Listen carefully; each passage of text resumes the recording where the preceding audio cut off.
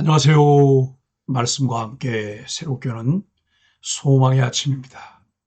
오스왈드 체이머스는 스스로 마음속에 문을 닫기 전에는 하나님께 돌아가는 문이 열려 있다라고 이야기합니다. 호세아 11장 1절로 11절까지 말씀을 본문으로 하여 끝까지 포기하지 않으시는 하나님의 사랑이라고 하는 주제로 함께 은혜를 나누기를 원합니다. 우리는 지난 시간 호세아 10장 1절로 15절 말씀을 통해 이스라엘의 번영이 어떻게 하나님으로부터 마음을 멀어지게 했는지를 살펴보았습니다. 그들은 무성한 포도나무였지만 그 열매를 하나님께 드리지 않고 우상에게 바쳤습니다. 하나님은 그들에게 두 마음을 버리고 묵은 땅을 기경하라고 하셨습니다. 지금이 곧 여호와를 찾을 때라는 부르심이 우리 마음에 울렸습니다. 그 말씀 앞에서 우리는 질문합니다. 나는 번영 속에서도 하나님을 잃지 않고 있는가? 내 마음밭은 지금 부드럽게 갈아져 있는가? 하나님 없는 견고함을 의지하고 있지는 않은가? 이 질문에 어떻게 답하며 하루를 살아오셨습니까? 말씀과 기도로 마음을 기경하며 하나님께 전심을 들으셨습니까? 오늘 본문 호세아 11장 1절로 11절은 그 경고 뒤에 오는 놀라운 은혜를 보여줍니다. 하나님께서 얼마나 오래 참으시는 분이신지, 그리고 끝까지 포기하지 않으시는 사랑이 어떤 것인지가 드러납니다. 그분은 언약을 깨뜨린 백성마저도 완전히 버리지 않으시고 다시 품으십니다. 이스라엘이 어렸을 때 하나님이 애굽에서 불러내셨지만 그들은 하나님을 멀리하고 바알에게 제사했습니다. 하나님이 사랑으로 이끄시고 먹이셨으나 그들은 하나님께 돌아오기를 싫어했습니다. 그럼에도 하나님은 뜨거운 긍휼로 그들을 멸하지 않으시고 그들의 집에 돌아와 머물게 하실 것입니다. 첫째, 하나님의 처음 사랑과 인도하심입니다. 이스라엘이 어렸을 때 내가 사랑하여 내 아들을 애굽에서 불러내었거느리라고 말씀합니다. 하나님은 이스라엘을 내 아들이라 부르십니다.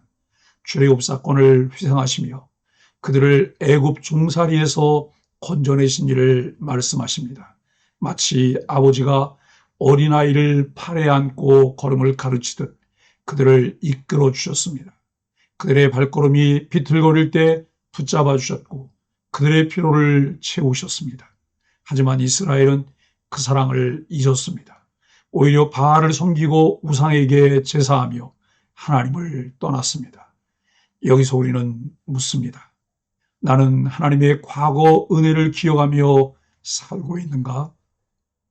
하나님이 내 삶을 어떻게 인도하셨는지 잊고 있지는 않은가? 칼빈은 우리가 하나님의 사랑을 잊는 순간 우리의 마음은 곧 다른 곳에 붙잡힌다고 말했습니다. 은혜를 기억하는 것이 믿음을 지키는 첫걸음입니다. 둘째, 징계 속에서도 멈추지 않는 사랑입니다. 하나님은 그들의 배반에 대해 말씀하십니다. 그들이 애굽 땅으로 돌아가지 못하겠거니와 아시리아 사람이 그 임금이 대리인이라고 말씀합니다. 그들은 심판을 받게 됩니다. 전쟁과 포로 생활이 그들을 기다리고 있습니다. 그러나 하나님의 목적은 파멸이 아니라 회복입니다. 징계조차도 그들을 돌이키려는 사랑의 수단입니다. 이스라엘은 여전히 마음을 정하지 못하고 하나님께 부르짖지 않았습니다. 이처럼 하나님께 마음을 온전히 드리지 않는 두 마음이 계속 그들을 무너뜨립니다.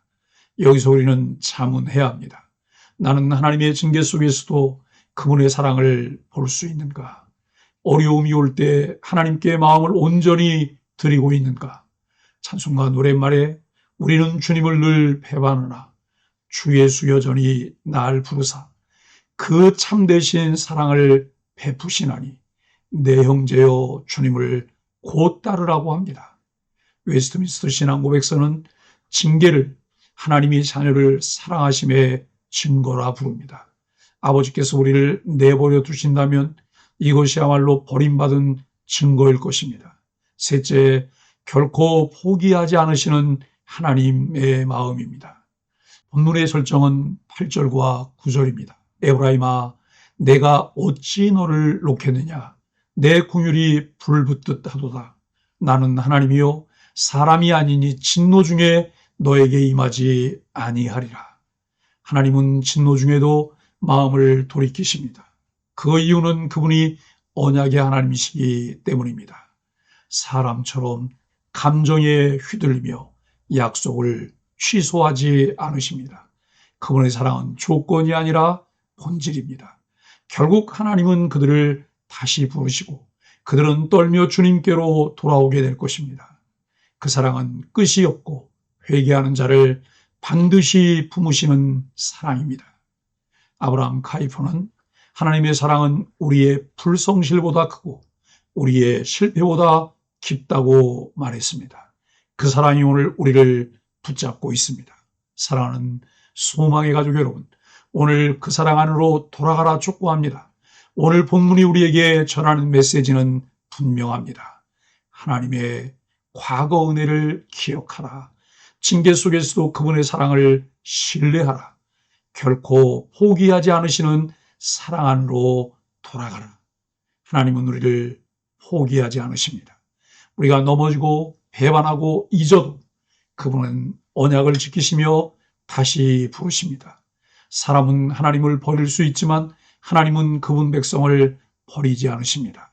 북이스라엘은 하나님의 풍성한 은혜를 받았음에도 불순종과 죄악을 행했습니다. 그러나 하나님은 그들을 버리지 않으셨을 뿐 아니라 오히려 더 사랑하셨습니다. 하나님 사랑은 왜라는 이유가 없습니다. 그분의 사랑은 너여서라는 존재를 향한 전적이고 절대적인 사랑입니다. 하나님은 불굴의 열정과 의지로 끝까지 자기 백성을 품고 사랑하십니다. 그러므로 우리는 오늘 결단해야 합니다. 하나님의 사랑을 잊지 않겠습니다. 두 마음을 버리고 온전히 주님만 따르겠습니다. 징계 중에도 그분의 품을 떠나지 않겠습니다. 찬송가 노랫말에 무거운 짐 지고 애타는 인생 주 예수께 돌아와 곧 쉬어라. 내 주 예수 너희를 돌보실 때 참복락과 안위가 넘치겠네. 그렇습니다. 이 은혜 안에 살아가는 소망의 가족들이 되기를 예수 그리스도 이름으로 간절히 축복합니다. 함께 소망의 아침 기도를 드립니다. 주님, 제 삶을 인도하신 은혜를 잊지 않게 하소서. 징계 속에서도 아버지의 사랑을 신뢰하게 하소서. 두 마음을 버리고 전심으로 주께 돌아가게 하여 주옵소서. 예수님의 이름으로 간절히 기도합니다. 아멘.